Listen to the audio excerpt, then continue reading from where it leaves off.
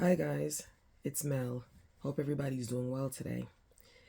For today's video or today's message, I want to talk about, when you understand the narcissist cycle of abuse. And in the cycle of abuse with a narcissist, there's actually 3 stages or 3 parts of the abuse that you go through, 3 parts of the relationship. So let's dive into the first stage. The first stage is when you initially meet the narcissist.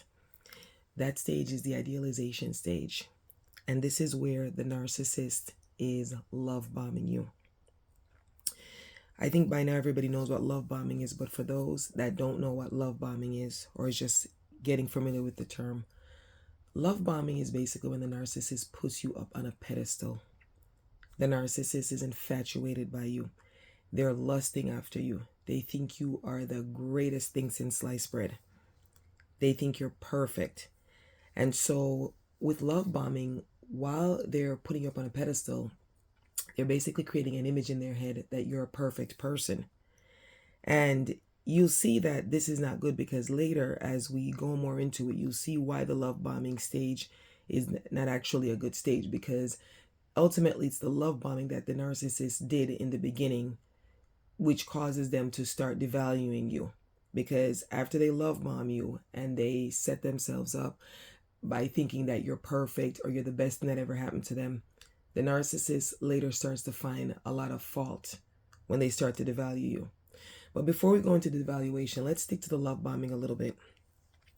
When they're love bombing you, they go above and beyond. They do everything for you.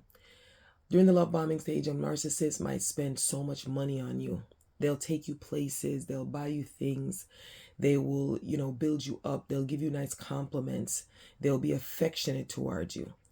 And as I said, I'm mentioning these things because as I go more in depth into this video, you'll understand where I'm coming from with how the love bombing is not really a good thing, because in the end, it is what leads to the demise of the relationship, depending on how much that narcissist did the love bombing. You see, you have to understand that when a narcissist is love bombing you, it's basically a conquest. It's a conquest to get you, because they think that you are going to solve every problem in their life. You are going to be the great hope. That's what it is with the narcissist. But what ends up happening after the love bombing or that idealization phase is that the narcissist starts to get angry, and they start complaining, and they start realizing, or in their mind they realize that what they put you up in their mind to do or to be, that you can't fulfill that. So as a result, the narcissist gets tired of you. The narcissist gets annoyed. And when the narcissist gets annoyed and tired, that's when they start to devalue you. Other ways that narcissists love bomb you is they make you feel that you can count on them initially. In other words, they work to build your trust. They work on that trust, because when you trust a person, you're more open to the person. And a narcissist knows this. So they do it on purpose, where they work on building your trust, getting you comfortable with them. And then once they have you hooked and so forth, that's when they start to show their true colors. They really show who they are. That's what the narcissist does. And for a lot of people during the love bombing phase, the reason why it is so hard after the breakup with the narcissist or after the discard is because during that love bomb phase, you fell in love with a fake person. You fell in love with somebody that's not there, or that's not really there to be there permanent or long term. But again, a narcissist is a trickster. They trick people. They fool people. They come in disguise, right? They come as somebody that's really, really nice, really loving and caring. It's, in other words, they come with the mask. You always hear people say, the narcissist mask eventually fell off. Right. The mask is going to fall off after the love bombing phase. It's going to start to fall off. It's going to slowly start to chip until it eventually falls off at discard. Because narcissists can only keep up the charades for so long. So now that the narcissist has love bombed you and they're treating you good, you feel special. Some of these narcissists, I've seen a case where when I was being love bombed, narcissists used to always walk and hold my hand to make me feel special, putting me out on a pedestal. Okay, these are things that they do. And at that time I felt so special, because this narcissist is giving me all this attention. In other words, they over give you attention. They overdo it. It's like a rush. Your mind is not used to that type of attention. You don't know where that feeling is coming from. In other words, it's unrealistic. But this is what they do during love bombing to get you hooked. All right, so now that the narcissist has love bombed you and the relationship has officially taken off, you, in your mind, you're thinking that everything is great. You're feeling wonderful. You just met the love of your life. If you were in a prior abusive or bad relationship and this new narcissist is doing everything that they're supposed to do, there is nothing or no one that could tell you anything about the narcissist.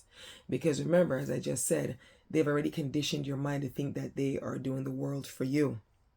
But while you're comfortable in that relationship, the narcissist is getting tired. Narcissists cannot stick to anything, okay? They can't keep up with anything long term. To them, everything is only a temporary arrangement. It's only a temporary arrangement for when they need to get what they're looking for in that arrangement. They don't stick around long term. So while the narcissist has you comfortable in this relationship, the narcissist has started to devalue. They started doing different things because right now they're tired of you.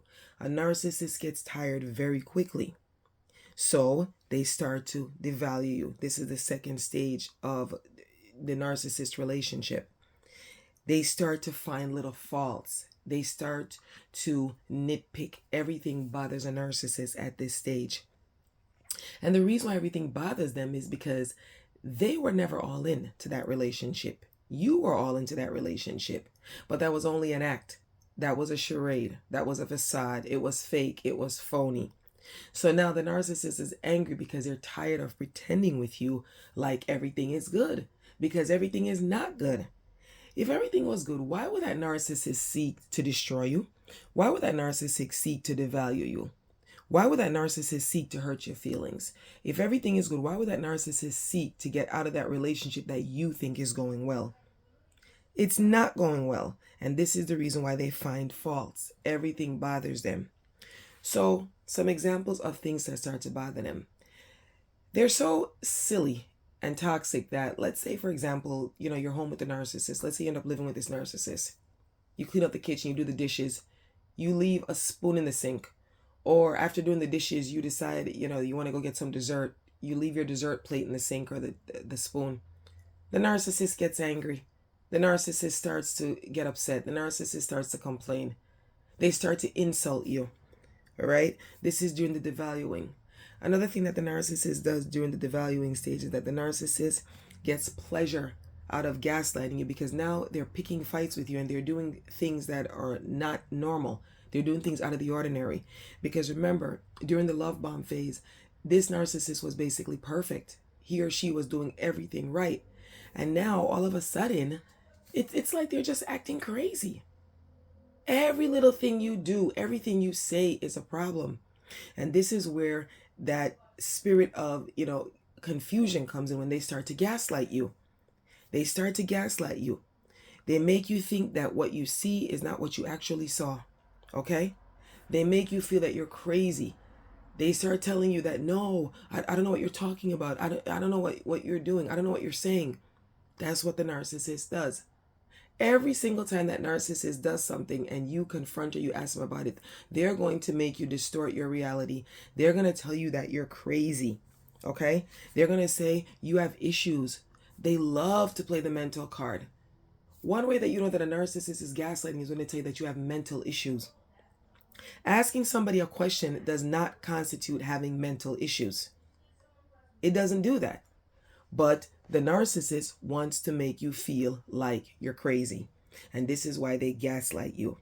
So while they're devaluing you and doing all those things to basically hurt your feelings, the narcissist is getting ready for that discard. And how do they get ready for that discard? They start with the devaluing. Because with the devaluing, they're finding reasons to get out of that relationship. They can't keep up. You see, the narcissist only got with you initially because the narcissist saw that you were basically a meal ticket for something. The narcissist saw you as a good supply to getting something that they need, Remember, you are just a supply to the narcissist. The narcissist didn't want to get with you as a person. They were not interested in you as a human being. They were only interested in the comforts or the supply that you could provide for them. And this is the reason why. This is another reason why they devalue, because at that stage in the relationship, if you haven't provided what that narcissist was seeking as a supply, they're done. They're tired. This is where they start looking, or they start bringing that other supply. Because another thing, as a side note, during that devaluation phase, the narcissist ramps or amps up the cheating. The narcissist is cheating.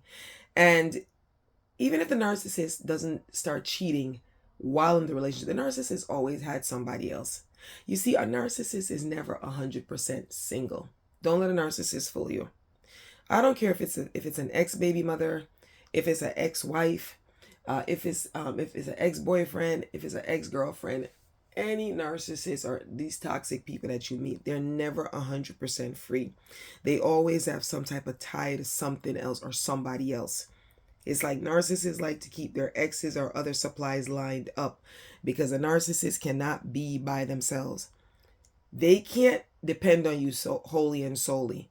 In other words, a narcissist likes to have options. And in the narcissist's mind, the more options you have, the better off you're going to be.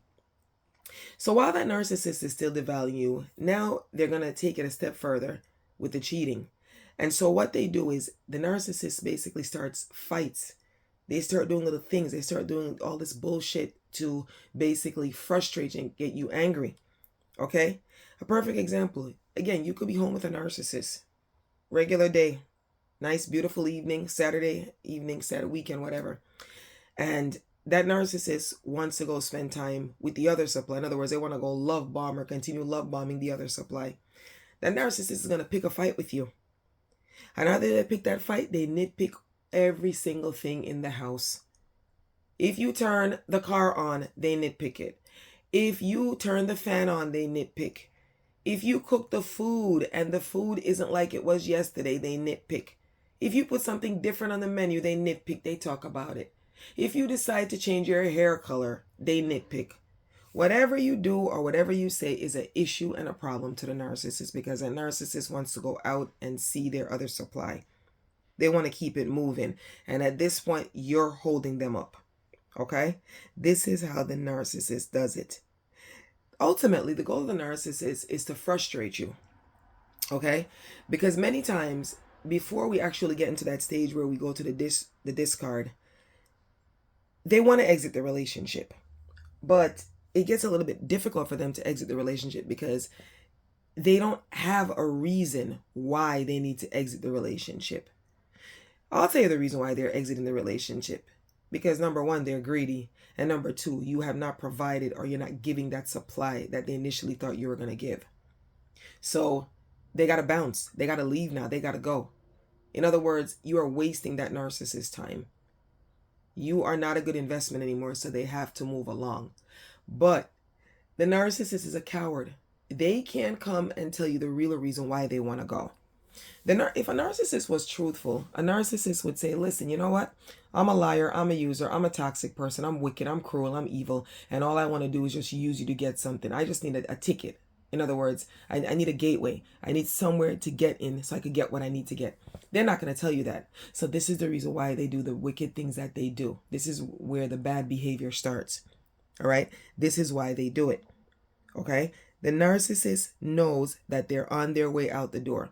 And what quicker or better way to go out the door than to devalue you and start doing little things that annoy you. Now, let's jump into the third stage where they do the discard. Because the discard goes two ways. The discard could just be where the narcissist just ghosts you. And narcissists are famous for that. They just leave you. You know, if you're looking at your phone, sometimes you send a text message and people say, oh, they just left me on red. In the game of dating a narcissist, they'll just leave you on red. They'll just ignore you. They'll just disappear, aka ghost. They'll just go ghost out of nowhere. It's like they don't give you an explanation. They don't come and say to you, hey, you know what? This isn't working. I don't really feel like it's going anywhere. I think we need to end this. Normal, healthy relationships, when people want to break up or go their separate ways, those are the things that people say to each other. People give explanations. People give closure. Not a narcissist. A narcissist is never going to give you a reason, explanation, or closure. They just start acting funny and they just start doing things to hurt you and irritate and annoy you. So before they actually discard you by the ghosting, what they might do is they might do what we call the reverse discard. And for the reverse discard, the narcissist basically frustrates the hell out of you to discard them. They do all the nonsense to get you irritated. They get you tired. It's like, I'll give you an example. You ever been on a job and you don't want to be at the job anymore, and I think that employer wants to fire you. But the employer won't fire you because they know that if they fire you, you are going to be able to collect unemployment. They don't want you to quit. I'm sorry, they don't want to fire you because if they fire you, they're going to have to pay unemployment, right? So what they do is they frustrate you to quit. In other words, they don't give you any hours. They nitpick everything that you do. It's the same tactic with the narcissist in the relationship, okay? The narcissist is not going to just come out and just let you go. The narcissist is going to reverse it. They're going to frustrate the hell out of you to leave that relationship. And the reason why they do it is they are going to be able to tell people when they do their infamous smear campaign, because yes, you best believe that whether you discard them or it was a reverse discard, that narcissist is like a parrot. They are going to run their mouth because they got to cover their tracks. They got to cover the bullshit that they did with you. But what I was essentially saying is that when that narcissist is getting ready for that discard, okay, and rather than just come out and just say, you know what, I'm out, I'm done, I can't do this anymore, they frustrate the hell of you. They frustrate the hell out of you. They do not want you to just simply walk away because they're going to have to be accountable. That's what it is. They're going to have to show accountability for the things that they did, such as ending the relationship. And a narcissist will not do it because they cannot stand the shame. They don't want to be questioned. They just want to leave. So what better way to frustrate the hell out of you to do that discard? And you end up doing the discard. You say, you tell the narcissist, I've had it. I'm sick and tired of this. You're not doing what you're supposed to do. You're not treating me right. You're boo-hooing. You're in tears. All the while that narcissist couldn't give one clean fuck about you. They don't give a shit because you know two reasons they don't give a shit. Because number one, they've been done with that relationship. And number two, they already got that other supply lined up. And that's another reason why the narcissist was so cruel during the devaluation stage, because that other supply was in their ear. Whether it was the other supply or the flying monkeys was in their ear telling them all sorts of bullshit about you. Let me tell you, the narcissist gets so influenced that when you are with the narcissist in a relationship, you become a stranger to the narcissist. It's like you can't even believe it because literally just yesterday, you and this person were having the best time of your life. You were having the greatest sex. You were doing so much great activities. You were planning a future, not knowing that during this time, this person was just, future faking with you. They knew deep down inside that they were not going to do anything for you. Okay? But because again, they needed that supply from you, they pretended for so long. So now that the narcissist has essentially forced you to end the relationship with the reverse discard, you left, right? He left, he or she left. Everybody's doing their own thing. But that narcissist isn't done with you. That narcissist is not just going to let you just run off into the sunset and go boo-hoo or run off and go cry and get over it and heal. Then because of what that narcissist did, because of the way they treated you, and because of the games, all of that devaluing, all the gaslighting, the bullshit, that narcissist has to cover their tracks. Because what explanation, what reason are they going to give to people of why they ended that relationship or why they were so cold or why they treated you bad? They don't have nothing to tell nobody. Because again, it's all a lie. Okay? It's all fake. That whole relationship was fake to that narcissist. They don't have a way to cover their tracks. So this is the reason why they're going to concoct and they're going to start that smear campaign. Right? They're going to tell everybody in the world that you were the problem. You were at fault in the relationship. And I can remember, I'll give you a story time. When I was dating a narcissist and the narcissist and I broke up. First of all, the narcissist went ghost, right? The narcissist went ghost. Didn't hear from the narcissist for a while. But when the narcissist went ghost, and again, you are always the last one to find out that the relationship is over. Everybody else knows. The flying monkeys know that the relationship is over. The other supply, or the new supply knows that it's over. Everyone knows. You are the last person to know, because remember, during the whole time of the relationship, especially when they started devaluing you, that narcissist already told everybody, all the outsiders, that you were a problem. They're already talking bad about you. They're already criticizing you.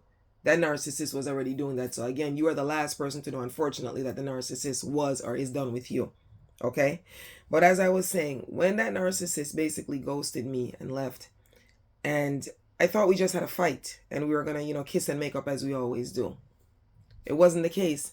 The narcissist literally moved on. Narcissist basically was living with somebody else, doing something different. And it was through the grapevine that I was hearing things. That narcissist never gave me any closure. Well, now that I think about it now, he did give me closure by literally ghosting me. Yes, that was the closure. Because what does ghosting say? Ghosting tells you that the person is done. That's a coward's way out when you ghost someone. A normal, healthy person in a relationship, if they're done and they're over with it, they're going to tell you how they feel. But more so, after the narcissist ghosted and did all those crazy things, the narcissist had the nerves to open their mouth and tell people that, I wasn't listening, that I couldn't be controlled, as if I was a child, okay, or as if I was a puppet. And the only reason why the narcissist said that, we didn't have any controlling issues. We didn't have any issues with, listening to each other. I felt that we were able to compromise and meet each other half the way. But the reason why that narcissist did that, because he knows deep down inside he has to give a reason, and he didn't have a valid reason as to why he ended that relationship. But he had to say something. So this is what narcissists do. They got to come up with something. They got to tell people something, because a narcissist isn't truthful. That narcissist that I just told you about was not going to come out and say to people, you know what? I'm an asshole. I just wanted a supply. I just needed her to do something for me, and she didn't do it quick enough. And I got tired of her ass. Narcissist wasn't going to come out and tell people that. So as a result, that narcissist had to devalue me. After devaluing me, he had to do the infamous smear campaign. In other words, he had to get to me before I got to him. And that's another thing too. When you're getting out of this narcissistic relationship, or this relationship is over, they like to play cat and mouse. They got to get you. They got to crush you before you crush them. Because here's a problem. Here's why they play that game. The problem is, you, the empath, you, the good person, you're going to tell the truth. The truth is the narcissist's poison. Narcissists don't tell truth. The narcissist's whole life is a lie. When you met the narcissist, that was a lie.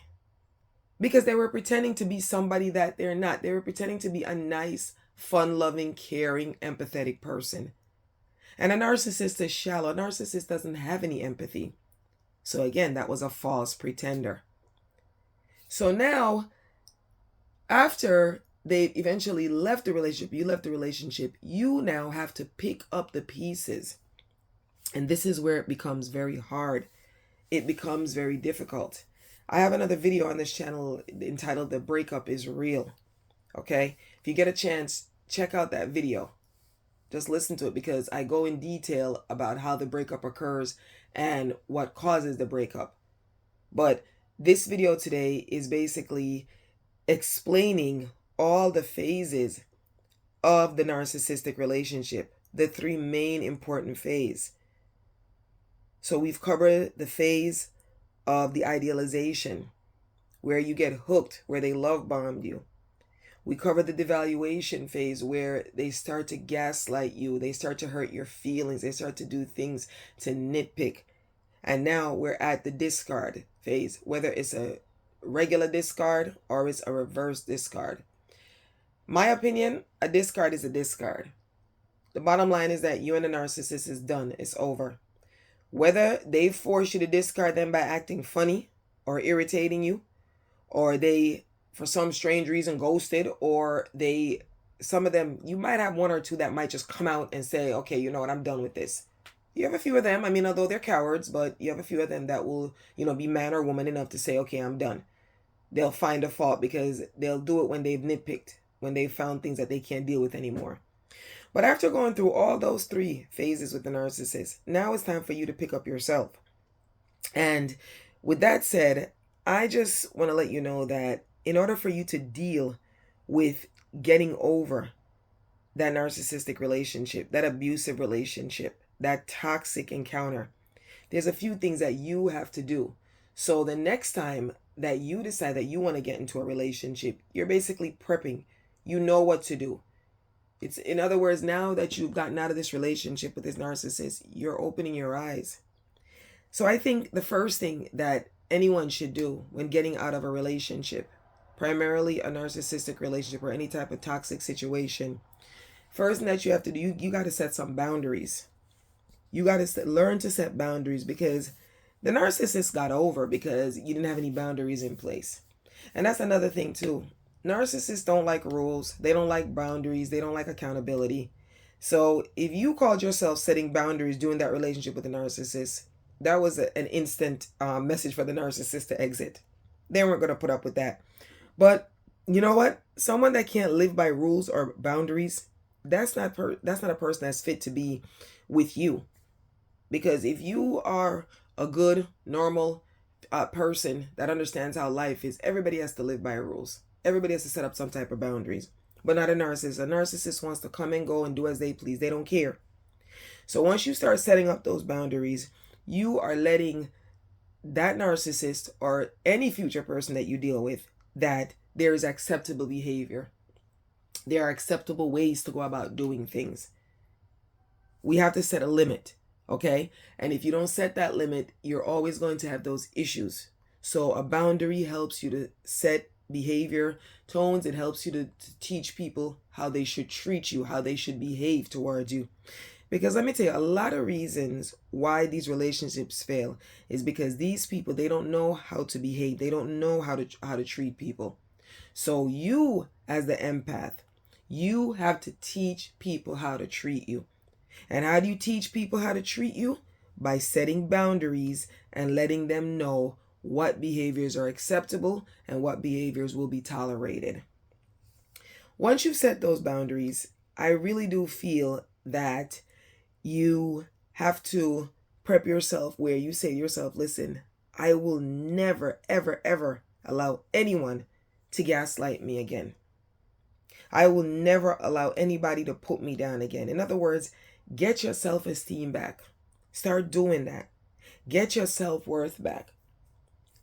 Say to yourself or tell yourself that you are never going to let anybody abuse you the way this narcissist abused you. All right? What I'm saying is, do not accept any form of abuse. Do not accept anybody mentally abusing you by gaslighting you. Please don't accept letting people make you think you're crazy, distorting your reality. That is the second thing that I would do. I would definitely put a no on allowing anybody to gaslight me and distorting my mind. Because let me tell you, in order for you to heal and in order for you to start seeing a better picture, your mind has to be right. So when you come across a person that's trying to play with your mind or play in your face or distort your reality, again, by setting that boundary, you got to nip it in the bud. And how do you do it? You just disengage. You disengage from people that want to do unacceptable things, such as unacceptable behaviors, or people that want to gaslight you. When you come across someone or you're dealing with a person that you see that, okay, you know what? This person is going to start doing some things that I'm not really finna deal with. You got to disengage. Hence, you got to keep your peace, because they will not allow you to have their peace. Because you have to understand, a narcissist is a miserable soul. They're miserable. A narcissist gets angry at anyone that has a light or has a glow, because in life they have not been able to find any light or any glow. That's how they are. After you've done that, I also believe that to really combat narcissism and to not get into any of those toxic relationships, I believe that you really need to educate yourself. You gotta educate yourself. When I was in my narcissistic relationship, and I have had more than one, and I think the reason why I've had more than one narcissistic relationship is because I didn't know what I was in and I didn't know how to deal with it. I was married to a narcissist for years. And throughout the course of the marriage, I tried my hardest to fix it. I did everything. I cooked, I cleaned, I took care of the house, I took care of the kids, I worked. I met them halfway. I was empathetic. I was welcoming to their family. I did everything that I could. And nothing made a difference. The more I tried, the worse the narcissist got. Okay? But had I been educated, had I known that I was dealing with a wicked narcissist, had I known that I was dealing with a person that was not interested in having a normal, fun, loving, healthy relationship, had I known that I was dealing with somebody who was not interested in having a family, I would have gotten out. But I wasn't educated about narcissism. I didn't know what a narcissist was. I didn't know the way they operate. And now that I look back at it, because I've grown, I'm good now. I mean, I don't know which narcissist could ever play in my face again. I don't know which clown could ever gaslight me, try to get over on me. I don't know which clown could put me down, because I've lived it through personal experience and I know exactly what it is. I know their playbook. And this is what you're going to do. You're going to educate yourself and you are going to learn, right? You are going to learn about narcissism and you are going to stop making excuses for their stupid, docile behavior, because that type of behavior isn't acceptable. You're going to empower yourself. You're going to get to know who you are. And once you know who you are not going to deal with that toxic narcissist anymore, any toxic narcissist, because I'm going to tell you one last thing. When you learn and you know about narcissism and, you meet these jokers or you see other narcissists come along, and I don't mean just in romantic relationships, you get rid of every single narcissist. Whether it's a parent, whether it's a friend, it doesn't matter what it is. You don't tolerate them. You just keep it moving. All right? And if all else fails, and you see that after educating yourself, after setting boundaries, after, putting a lid on people gaslighting you, if you feel you need to talk to someone, go get yourself some help. Get some support. Line up some therapy. Talk to someone who's non-biased and does not know anything about your situation. Okay? Get yourself, reclaim your glow. Get your glow back. The relationship is done. Don't waste your time anymore. Move on. So I hope that helps you. If it does, please comment, like, subscribe, and share. Share the content. If you know anyone that's suffering from a post-narcissistic relationship, share it. Let them know that there is light at the end of the tunnel. You will get the glow back. You will feel better. I'm telling you, from personal experience, seriously, when I look back at the fact that I used to deal with a narcissist or a few narcissists, it's seriously like an absolute joke. You know why it's a joke? Because I'm like, really? You really let this nobody do these things to you? I know better now. And sometimes I say to myself, the frame of mind that I'm in now, I wish I was in that frame of mind at that time when I was dealing with this situation and those issues.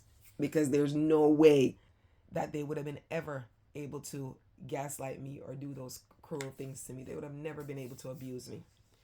But as I said, people, hopefully that helps you. And if it does, please share. I thank you for your time, and I'll see you in the next video. Have a wonderful, wonderful day. Thank you so much.